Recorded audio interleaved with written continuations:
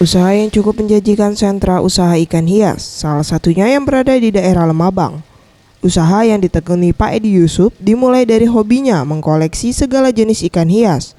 Selanjutnya ia menjadikan usaha dengan menyediakan semua ikan hias mulai dari ikan koi, komet, black ghost, dan dipasarkan kepada kalangan pedagang ikan hias di Palembang dalam partai besar atau ia pasarkan juga secara eceran per ekor. Ada yang per ekor, tapi rata-rata di sini banyak yang beli yang dari daerah untuk dijual lagi. Itu harga sendiri dari berapa Pak? Harga itu tergantung dari ukuran ikannya. Ada yang besar, ada yang kecil.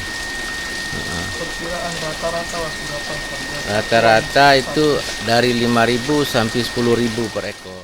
Ketika disinggung mengenai omset, Edi mengatakan cukup menjanjikan dengan harga ikan sendiri sesuai ukuran ikan dan jenis. Dari harga 5.000 sampai 10.000 per ekor. Untuk pembeli di kolamnya, ada juga pedagang ikan hias dari Jambi, Linggau, Batu Raja. Maulana Yusuf, Gusti Putu Sumartayasa, Serwi JTV.